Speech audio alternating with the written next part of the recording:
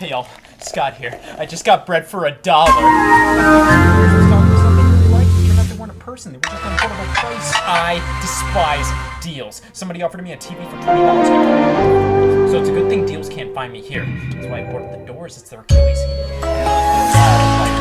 Wood are on my neck. With all those deals out there, I guess I just have to wait out the storm with games like Sportsman's Pack. 2 great games.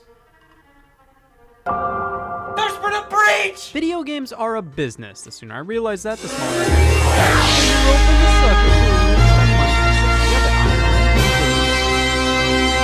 sucker gets dropped over time. But let me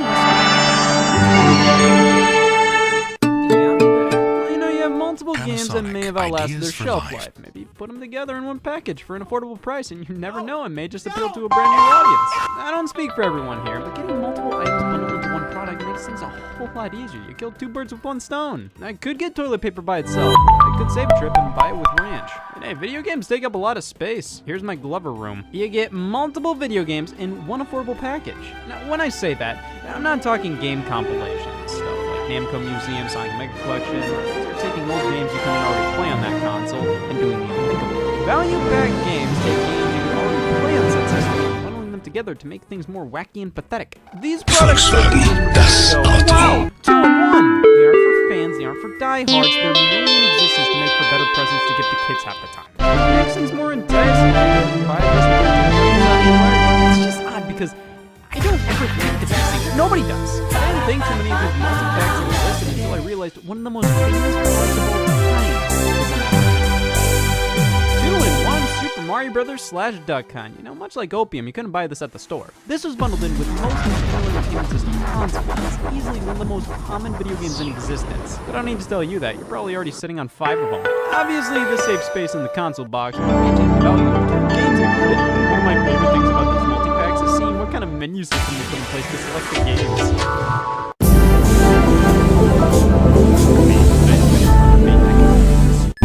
Mario and Duck Hunt together. When you're bored with one, the other should do the trick, and it's a good mix of traditional platforming gameplay and bloodshed. Most of the time, you'll see manufacturers put similar games together in one cartridge, but honestly, I really like what Nintendo did here. 2 completely different games, but 2 games where most people interested in one would like the other. So f*** it, add a third. 3-in-1 Super Mario Brothers /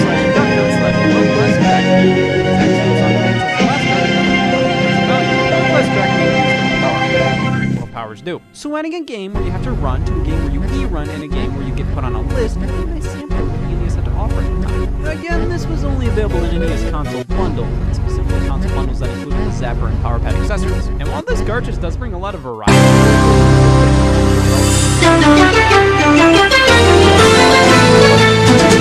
after Duck Hunt in record time. Does anyone have a Power Pad in this?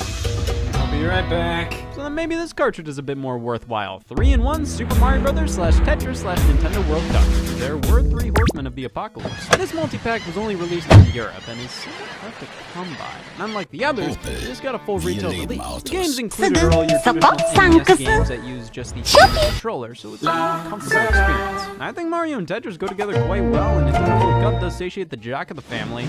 No, I want to play soccer, thank you. I'm no pussy, I don't like shapes. The multi-game cartridges weren't just a Nintendo thing, though. Sega did them on the Master System, and even before that, they existed on the Atari 2600. Here's the Double Ender cartridge, where each end gives you a different game. I'm appalled and enthralled. But these value pack games truly became a hot commodity with Super Mario Brothers and Duck Hunt, especially if they were console bundles.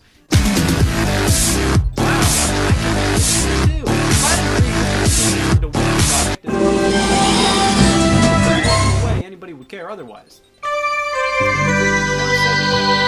Sonic Classics.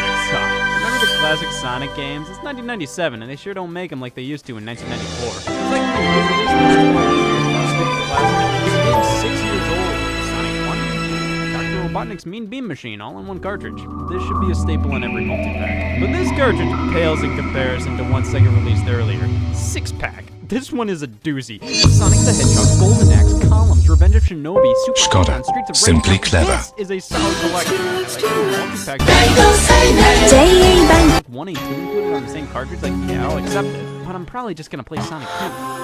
And when you have Mean Bean Machine next to it, Citroën, créative does Nintendo have technologie. any value packs that could compete with something like this? Here's Super Mario All-Stars plus Super Mario World. Nintendo was trying to claim more dependence than they had that year. So basically, for some Super Nintendo console bundles, they included this exclusive version of Mario All-Stars with Mario World added in, and it's pretty seamless. You think they just had a game select screen that says, listen, but no, Mario World is Mario games. They even updated Mario World itself a bit, changing how Luigi looks to make it look more Luigi. It's a strange amount of effort put into a simple multi-cart that was only available in specific SNES console bundles that were also only available for a limited amount of time. It's a shame this wasn't given more widespread. Nintendo decides to re-release Mario All-Stars, it's always the original version, not the one with Mario World included. Maybe because it doesn't have Mean Bean Machine. Für alle, die kein I'm Statussymbol fucking brauchen. disgusted, which is why thankfully when game consoles involved, it became so, the invention of discs Dacia, became skupina more and more Renault. feasible Dacia, to put Groupe Renault. multiple games into YouTube one math. package with greatest evolutions in gaming. You ever notice ever since this release now this is the definition of a multi-pack. 2 discs in one! For manufacturers, thrilled about this. You don't even have to program any menu set. Just take the exact same discs you printed for the standard copies and combine them with some others, print some new box art, and bam, you just gave up. The case itself often isn't even much bigger. You can fit quite a few discs in a standard-sized case. There was no downside to this. But Tetris with Star Wars, I don't give a f. I saw Sega do this a lot.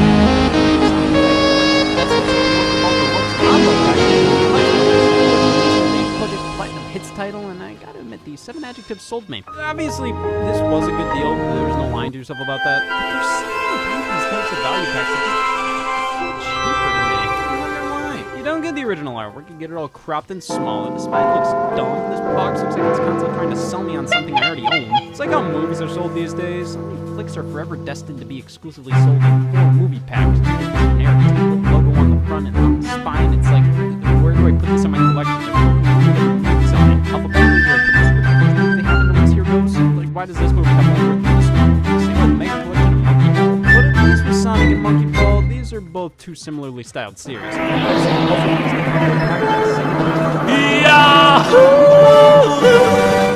the requirements of a deal. Actually, this one was released only in certain console bundles, and everything comes packed on one disc. It's pretty impressive. Xbox had some interesting dual pack console bundle sort of deals. Usually like to do this combo style in the spine. Inside of the box had box art for one game. What about the other? Oh, thank Christ. I wouldn't take a shit for anything less than Tetris Worlds. They continue this general style throughout the Xbox 360's lifespan, and even into the Xbox One's a bit. Except this one, you just get a very basic front and back. The same over on the game, what a deal!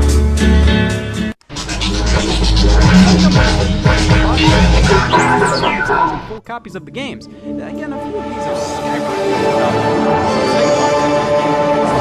Devil May Cry 5th Anniversary Collection, because let's celebrate. This is the Home Box Office Television Network.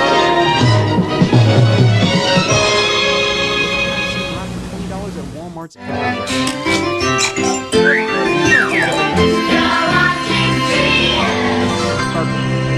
full-size game box. Sony did this at I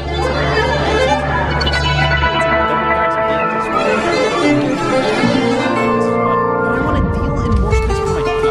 The Game Boy Advance is safe haven for value pack games. This is so much focused on kids and by sweet releases. Games were flying everywhere. This was the era of licensed kids games. Pretty much with every movie, every cartoon, those types of games for the Game Boy Advance just made sense. It was wildly popular. People were buying damn near anything on it. Nickelodeon! The market was flooded. And when a game's popularity started to dwindle, publishers took it as an opportunity to repackage it alongside another Game Boy Advance cartridge for the ultimate Easter gift. This just screams Easter to me. These things were everywhere on the Game Boy Advance. I mean, it makes sense. The file sizes of these games were ass small. This way, you could bring 2 games on the road instead of just 1. But I never realized just how many were released. For the kids, obviously, there's a lot of licensed games combined onto one cartridge. The Shark Tale and Shrek 2 combo cartridge. SpongeBob SquarePants Super Sponge and SpongeBob SquarePants Revenge of the Flying Dutchman. Super Sponge on the PlayStation 1. I included on the cartridge, and I'm pretty miffed I never owned this until now. Just think about how different my life would be if I had this game. I mean, these are both SpongeBob games, but 2D platformers. At least with the Shrek and Shark Tale combo, we had some variety in brand. Well, don't you worry, because THQ did release a multi-cart with Super Sponge on it, and 3 other games. The fabled 4-in-1. I've seen staplers with better labels. It's pretty cool considering this one has all different Nickelodeon shows represented within each game, just like Sportsman's Pack. Fishing or hunting? I don't care, just give me a fucking gun. Cartoon Network had this double pack here. Listen, I'm just saying, you could always tell a Cartoon Network kid from a Nickelodeon one. We were a respectable breed. But licensed games weren't the only culprits. Sonic Advance and Pinball Party, Pac-Man World and Maze Madness, double, triple, or even quadruple packs on Game Boy Advance were a way of life, even when it came to movies. Game Boy Advance's video double pack featuring Shark Tale and Shrek. Not Shark Tale and Shrek 2, Shark Tale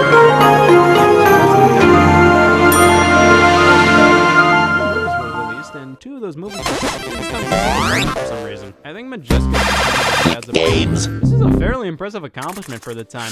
Most games on these combo cartridges weren't compromised, but with these movies, they definitely look worse than they did on their own single carts. It's a sacrifice, but you're already sacrificing a Game Boy Advance anyway. This is an ADV color presentation. Game Boy Advance was a wild time to multiplayer. A generation specific. There was a ton, but they never went away. I just don't think anyone they just exist for people who can use them.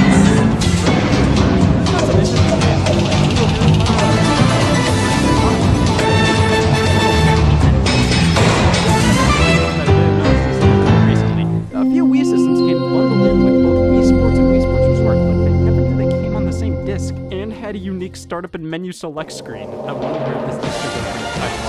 Bioshock and Elder Scrolls 4 Oblivion double pack, because digital-only Wii U titles and not only releasing them visibly, but packing them on the same disc. NES Remakes 1 and 2 are pretty much the exact same game, but with different NES titles represented. Like, it would have been cool to have all the games a part of the same menu interface, like what they did with Super Mario World and Super Mario All-Stars. Pokemon's been doing these box set releases if you want both Pokemon games to come out at the same time. And Nintendo's done this thing where Mario Kart 8 Deluxe and Super Mario Party are bundled together. There's basically a million ways to purchase all the Kingdom Hearts games on PlayStation 4. This one has the HD remasters of 1, 2, and Dream Drop Distance. This one has all of that. And the third game at a premium price. Somebody just wants to play the first game and nothing more. You're getting all of them. It's like a junk food fruit. Throughout all of this, though, it's clear to me Sega is the most consistent at releasing multi-packs. They've done it ever since the Sega Master System, and they did it with the Nintendo Switch. The Sonic Mania plus Team Sonic Racing double pack, and the Banana Blitz HD plus Sonic Forces double pack. Which one's the value? The Nintendo Switch is like a few multi-pack game card releases, where when you pop the game card in, both games just appear on the menu, which is pretty slick. So even when these Sega releases are just on one card, they don't have a unique menu. The system just acts like but nothing Sega does level live up to their Sonic PC collection release.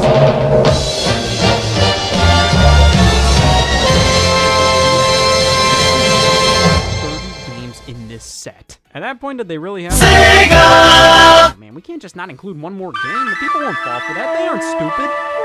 They like Sonic. There's a lot more of these things than initially thought. To embrace the fact that some people still like to have physical games, but they like the slimmer packaging with 2 discs in one. It's cool to see the unique menus, and Rockstar is compromising, kind of cheesy. I can't